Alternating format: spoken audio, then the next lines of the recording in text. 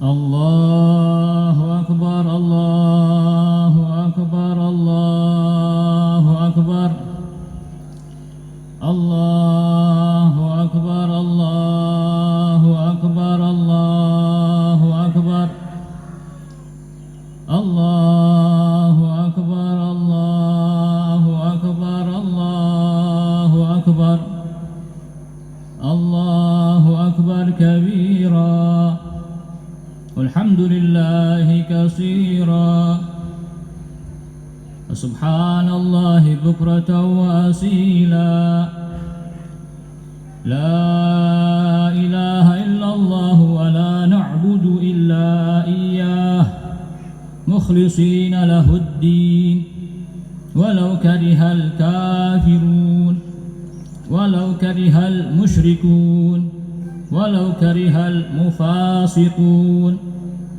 La ilaha illallah wahdah sadaqa wa'dah wa nasara 'abdah wa 'azza jundahu wa hazama al-ahzaba wahdah.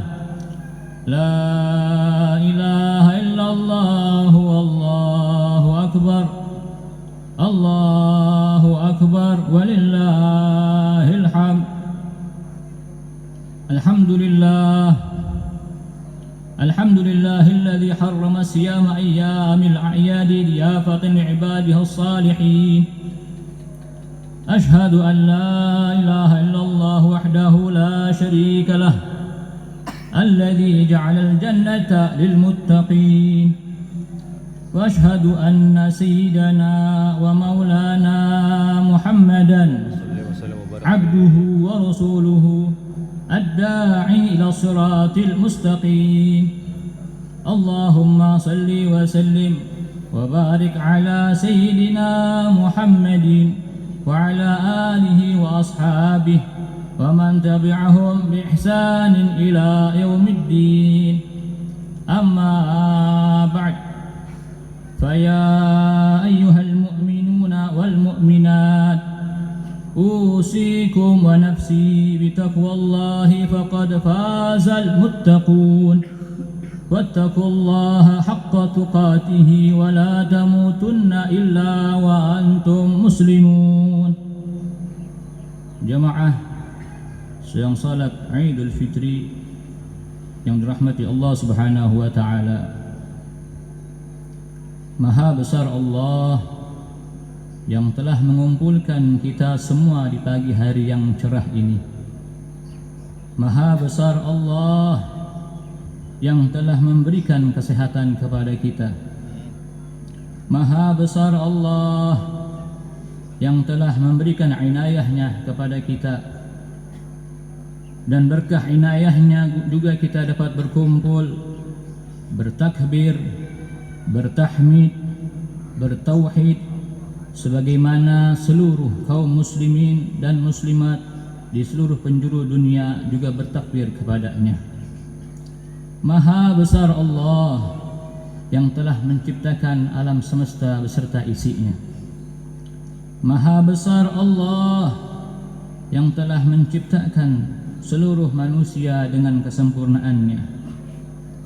Maha besar Allah yang telah memberikan seluruh kebutuhan manusia, baik kebutuhan jasmani maupun rohaninya. Dialah Allah yang telah menjadikan kebahagiaan menyelimuti hati kita, dan dialah Allah yang telah memberikan rasa kesedihan pula di dalam hati kita. Pada hari yang mulia ini, Allah Subhanahu wa taala mengumpulkan, memberikan dua rasa di dalam hati kita semua, yaitu rasa bahagia dan juga rasa bersedih hati. Rasa bahagia itu timbul setelah kita berjuang, bersusah payah menghidupi hari demi hari di bulan suci, bulan yang mulia, bulan Ramadan, dengan ibadah kepadanya, bersujud meletakkan dahi kita ke muka bumi ini untuk mengagungkan nama Allah Subhanahu wa taala, dan mengangkat tangan kita dengan penuh harapan dalam setiap doa-doa kita yang kita panjatkan, hingga akhirnya sampailah kita di pagi hari yang cerah ini untuk merayakan kemenangan setelah melewati bulan yang mulia, yaitu bulan Ramadan. Adapun rasa sedih hati itu timbul karena kecintaan kita kepada bulan yang penuh barakah, penuh pengampunan serta curahan rahmat dari Allah Subhanahu wa taala, yang pada saat ini telah pergi meninggalkan kita dan kita pun takkan mengetahuinya. Apakah di tahun depan, di tahun yang akan datang bisa bertemu kembali dengannya atau tidak.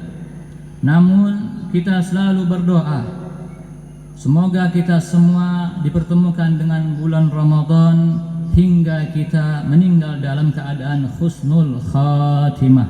Amin ya rabbal alamin. Allahu akbar, Allahu akbar, Allahu akbar, walillahil hamd. Perlu kita ketahui bersama, bulan yang mulia itu akan selalu datang setiap tahunnya hingga waktu yang ditentukan oleh Allah Subhanahu wa taala sebagai hari terakhir bagi kehidupan manusia atau bagi kehidupan di dunia ini. Banyak orang yang berhasil melewati bulan tersebut, namun tidak semua umat muslim yang melewatinya akan diampuni dosanya oleh Allah Subhanahu wa taala. Sebab Rasulullah sallallahu alaihi wasallam pernah memberikan kabar kepada umatnya bahwasanya apabila mereka melakukan 3 hal di bulan suci Ramadan, walaupun ia melewati bulan suci Ramadan berkali-kali, bahkan mungkin sampai 1000 kali dengan panjangnya umur yang diberikan Allah Subhanahu wa taala, sungguh dosa-dosanya tidak akan diampuni Allah Subhanahu wa taala dan bahkan akan menyebabkannya masuk ke dalam api neraka. Na'udzubillah min dzalik. Adapun 3 dosa yang tidak akan diampuni Allah Subhanahu wa taala apabila dilakukan di dalam bulan suci Ramadan, yang pertama yaitu adalah bermusuhan atau bermarah-marahan sesama muslim, yang mana dibatasi, diberikan batasan selama 3 hari, tidak boleh lebih daripada 3 hari lamanya. Mungkin di antara kita sering terjadi kesalahpahaman yang satu dengan yang lainnya. Mungkin di antara kita sering membicarakan aib satu dengan yang lainnya.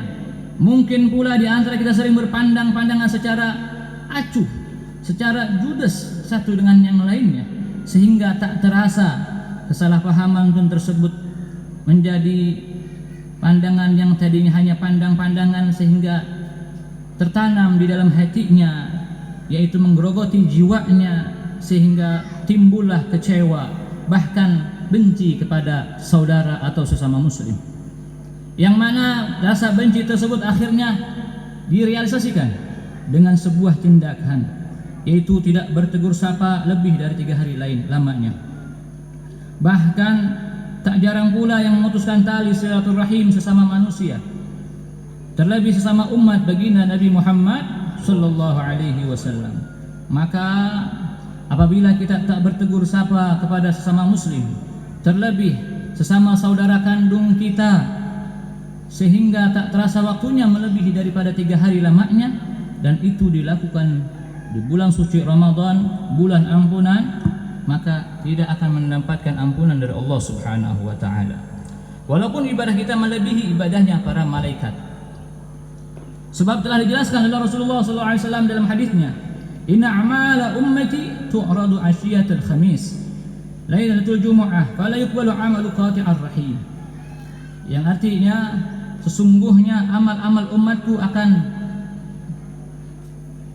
diberikan atau dilaporkan atau disetorkan pada waktu atau hari Kamis dalam setiap minggunya atau malam Jumat, maka tidak akan diterima amalan orang yang memutuskan tali silaturahim.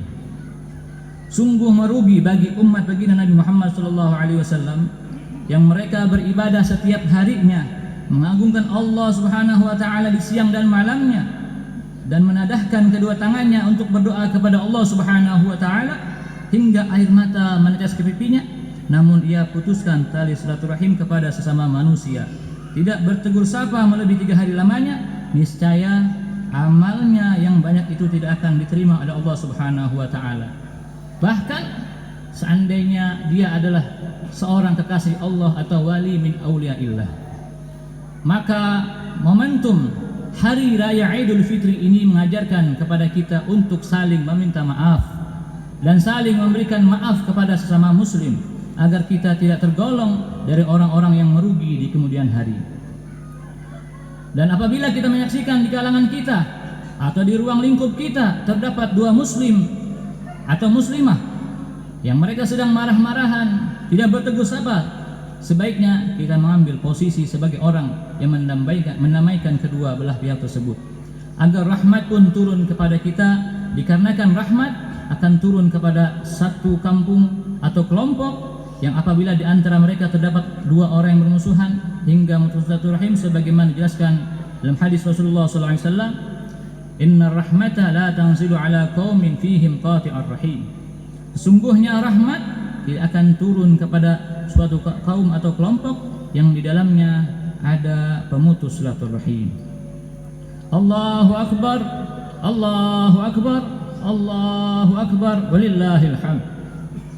Adapun yang kedua, dosa yang tidak akan diampuni oleh Allah Subhanahu wa taala, yang apabila kita lakukan dosa tersebut di bulan suci Ramadan, yaitu adalah meminum minuman khamar, pemabuk yang mana dia tidak mau berhenti mabuk saat datangnya bulan suci Ramadan, tidak berhenti meminum minuman yang sejenisnya pada bulan Ramadan. Mabuk-mabukan baik dengan cara minum khamar ataupun mengkonsumsi barang terlarang ataupun berjudi ada termasuk dari dosa yang besar yang dilarang oleh Allah Subhanahu wa taala yang maha besar. Maka apabila kita lakukan dosa tersebut di bulan suci Ramadan, sungguh tidak akan bisa diampuni dosanya oleh Allah Subhanahu wa taala sekalipun ibadah kita sangat banyak. Maka jauhilah perbuatan tersebut dan janganlah pernah kita melakukannya walaupun dalam keadaan terpaksa, agar kita menjadi orang-orang yang beruntung, karena sesungguhnya yang demikian itu adalah termasuk daripada perbuatan syaitan. Hal tersebut dijelaskan dalam firman Allah Subhanahu wa taala, a'udzubillahi minasyaitonir rajim, bismillahirrahmanirrahim, ya ayyuhalladzina amanu innamal khamru wal maisir wal ansabu wal azlam rijsun min amali syaitan fajtanibuhu la'allakum tuflihun. Yang artinya, hai orang-orang yang beriman, sesungguhnya meminum khamar, mabuk-mabukan, berjudi, dan berkorban untuk berhala, mengundi nasib dengan anak panah dan semacamnya adalah termasuk perbuatan syaitan. Maka jauhilah perbuatan-perbuatan itu agar kamu dapat keberuntungan. Bahkan pernah diceritakan di dalam suatu riwayat bahwa hidup seorang lelaki saleh yang sehari-harinya hidup dalam ketaatan kepada Allah Subhanahu wa taala, namun suatu ketika ia terjebak dalam suatu permasalahan sehingga ia tidak bisa keluar dari permasalahan tersebut kecuali ia harus memilih salah satu dari tiga pilihan untuk dilakukannya. Pilihannya adalah antara minum khamar, bersetubuh dengan seorang wanita yang bukan istrinya, atau membunuh seorang dari umat manusia. Laki soleh itu berpikir, apabila ia berzina atau menyetubuhi yang bukan istrinya, atau mungkin membunuh seseorang yang tak bersalah, sungguh itu adalah dosa yang amat besar dan tak dapat diampuni Allah Subhanahu wa taala. Kemudian dia berpikir, apabila ia meminum khamar, maka hanyalah menimbulkan efek mabuk yang biasa dan bisa untuk kembali bertaubat kepada Allah, pikirnya.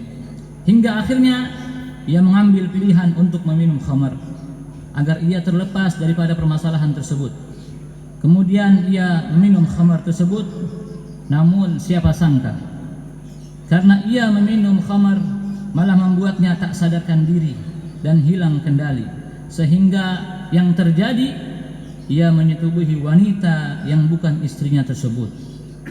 Tidak sampai di situ, karena dia khawatir menjadikan fitnah aib bagi dirinya. Diketahui banyak orang, apa yang terjadi dilakukannya, yaitu adalah membunuh wanita tersebut. Cerita ini atau cerita yang tadi saya ceritakan membuktikan kepada kita bahwasanya khamar yang kita anggap biasa saja dapat membuat hidup kita sengsara. Hal itu dijelaskan dalam firman Allah Subhanahu wa taala, A'udzubillahi minasyaitonir rajim. Innama yuridu syaitan ay yuqi'a bainakumul adawata wal baghdha'a fil khamr wal maisir wa yusaddakum 'an dzikrillahi wa 'anis salati fa hal antum muntahun. Yang artinya sesungguhnya syaitan itu bermaksud hendak menimbulkan permusuhan dan kebencian di antara kamu lantaran meminum khamar dan berjudi, dan juga menghalangi kamu dari mengingat Allah Subhanahu wa taala dan juga beribadah yang lainnya, sehingga berhentilah kita mengerjakan ibadah tersebut. Allahu akbar, Allahu akbar, Allahu akbar, walillahil hamd. Adapun yang ketiga atau yang terakhir yang dijelaskan daripada hadis Nabi Muhammad SAW, yang apabila dosa ini kita lakukan, kita kerjakan, kita laksanakan di dalam bulan suci Ramadan, bulan ampunannya Allah Subhanahu wa taala, yaitu adalah durhaka kepada kedua orang tua. Durhaka kepada orang tua. Orang tua di dalam agama Islam itu terbagi menjadi tiga, atau ada tiga orang tua yang dijelaskan sesuai hadis Nabi Muhammad SAW. Yang pertama adalah orang tua yang melahirkan dan membesarkan kita, yaitu ibu dan bapak kandung kita. Yang kedua adalah orang tua yang menikahkan anaknya kepada kita, yaitu ibu dan bapak mertua kita. Yang ketiga adalah orang tua yang mengajarkan kita ilmu agama, yaitu adalah guru kita. Maka tidak boleh kita durhaka kepada orang tua kita, terlebih kepada orang tua yang melahirkan kita ke muka bumi ini. Sebagaimana dijelaskan oleh Allah Subhanahu wa taala dalam firman-Nya, Bismillahirrahmanirrahim, fala taqul lahumā uff wa la tanharhumā wa qul lahumā qawlan karīmā. Janganlah kalian mengatakan kepada kedua orang tuamu, dan jangan pula engkau membentaknya, dan berbicaralah kepada kedua orang tuamu dengan perkataan yang lembut, yang santun. Yang terbaik kalimat atau kata-kata yang kita keluarkan kepada orang tua kita. Jika kalimat saja dilarang untuk kita mengatakannya kepada orang tua kita, apalagi jika kita mengatakan hal yang lain atau melakukan perbuatan yang lain kepada orang tua kita yang menyakiti hatinya. Sungguh itu adalah perbuatan dosa yang amat besar dan tidak akan diampuni oleh Allah Subhanahu wa taala. Percuma sajalah seseorang yang mempunyai wajah cantik ataupun tampan, mempunyai banyak harta, mempunyai kedudukan yang tinggi, jika perkataan atau perbuatannya kepada orang tuanya melebihi batas yang diatur oleh agama. Sungguh sangat mengherankan di zaman sekarang jika ada seorang anak muda ataupun mudi yang lebih mementingkan handphonenya, lebih mementingkan pekerjaannya, lebih mementingkan orang lain atau pacarnya ataupun kesibukannya dibandingkan orang tuanya. Jika orang tuanya memanggil dengan memerintahnya hanya untuk sekadar pergi ke warung ataupun memijit karena dengan keseharian yang begitu luar biasa menguras tenaga, ataupun membantu pekerjaan sang ayah, lalu dirinya mengatakan ibu, bapak, mah, atau perkataan menolak, ataupun menunda perintah orang tuanya karena HP-nya, karena pekerjaannya, karena pacarnya, ataupun karena kesibukannya dari urusan dunianya, sungguh itu telah dianggap dosa besar oleh Allah Subhanahu wa taala. Sebagaimana hidup di zaman Rasulullah SAW, seorang sahabat yang bernama Alqamah. Ia adalah orang yang rajin dalam mengabdikannya, dalam ibadahnya. Kemudian bila sedang melaksanakan salat, bayangkan salat dikerjakan. Salatnya salat sunnah, bukan fardu. Ibunya memanggil-manggil namanya, dan ia pun tetap meneruskan salatnya. Ternyata ibunya menjadi kesal, dalam hatinya terbesit karena tak mengindahkan, karena tidak menghiraukan panggilan ibunya. Maka yang terjadi, walaupun ibunya tidak mengetahui bahwa anaknya sedang salat sunnah, sedang dalam keadaan mengingat Allah, sedang dalam keadaan beribadah kepada Allah Subhanahu wa taala, tapi karena sudah terlanjur di dalam hatinya terbesit bahwa dia tidak mengindahkan panggilan orang tuanya, maka yang terjadi Alqamah meninggal wafat dalam keadaan su'ul khatimah, na'udzubillah min dzalik. Walaupun ia adalah seorang yang rajin dalam ibadahnya. Dengan cerita ini, dengan riwayat ini, mudah-mudahan kita tidak termasuk daripada alqamah di dalam kehidupan modern ini, namun kita menjadikan anak-anak yang berbakti, patuh pada orang tua. Dari cerita tersebut maka beruntunglah kalian jika masih mempunyai orang tua yang lengkap. Maka dari itu jagalah orang tua kita selagi ia masih berada di sisi kita. Penuhi segala kebutuhannya dan ringankan dalam setiap pekerjaannya. Dan jika kita ingin membantah perintah kedua orang tua kita atau bahkan durhaka kepadanya, maka bayangkanlah jika saat itu orang tua kita telah terbujur kaku di depan kita. Hidung dan telinganya ditutup dengan kapas dan seluruh badannya dilapisi dengan kain kafan. Niscaya kita akan menyesal telah membantah perintahnya dan menyesal karena kita tidak memenuhi panggilan orang tua kita semasa hidupnya. Terlebih kita akan menyesal karena telah mementingkan hal-hal lain daripada handphone kita, pekerjaan kita, kesibukan kita, dan bahkan lebih mementingkan orang lain atau pacar kita dibandingkan orang tua kita yang telah mengorbankan segala hal untuk kita.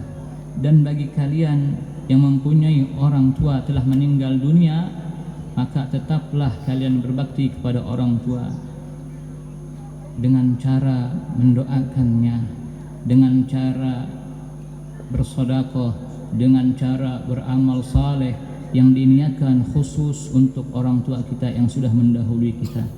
Atau minimal di dalam setiap ibadah salat kita bersihkan doa untuk kedua orang tua kita yang diajarkan oleh Nabi Muhammad SAW. Minimal kita baca dalam setiap salat, Rabbil firli wa liwalidayya warhamhuma kama rabbayani shaghira, yang mana juga dijelaskan hadis Rasulullah SAW yang artinya jika anak cucu Adam meninggal dunia maka terputuslah semua amalnya kecuali 3 perkara. Yang pertama anak yang saleh yang mendoakannya, kemudian ilmu yang banyak manfaat, dan juga yang ketiga adalah sedekah jariyah. Adapun cara terakhir untuk membahagiakan orang tuanya atau cara yang lainnya bisa kita lakukan, yaitu menyambung tali silaturahim kepada sanak famili, keluarga, sahabat, dan orang-orang yang mengenal orang tua kita. Hadirin yang dirahmati Allah Subhanahu wa taala, itulah 3 dosa yang tidak akan pernah diampuni oleh Allah Subhanahu wa taala apabila kita lakukan, kita kerjakan di bulan suci Ramadan. Semoga kita semua terhindar dari perkara tersebut dan diterima amalan kita semua, serta kita keluar dari bulan suci Ramadan dalam keadaan Islam, dalam keadaan iman, dalam keadaan ihsan, serta tidak menjadi orang yang celaka, yang seperti digambarkan dalam hadis Nabi Muhammad SAW, wa raghima an rajulin dakhala alaihi Ramadan thumma ansalakha qabla ay yughfarlah. Celakalah orang yang berjumpa dengan bulan Ramadan kemudian keluar dari bulan tersebut namun dosanya tidak diampuni oleh Allah Subhanahu wa taala. Ja'alallahu wa iyyakum minal 'aidin wal faizin wa adkhalana wa iyyakum fi zumrati 'ibadil muttaqin. Qala ta'ala fil Qur'anil 'azim, a'udzu billahi minasy syaithanir rajim, bismillahirrahmanirrahim. Yuridullahu bikumul yusra wa la yuridu bikumul 'usra wa litukmilul 'iddata wa litukabbirullaha 'ala ma hadakum wa la'allakum tashkurun. Barakallahu li wa lakum fil Qur'anil 'azim wa nafa'ani wa iyyakum bima fihi minal ayati wadh-dhikril hakim wa taqabbala minni wa minkum tilawatahu innahu huwas sami'ul 'alim. أقول قولي هذا فاستغفروه إنه هو الغفور الرحيم.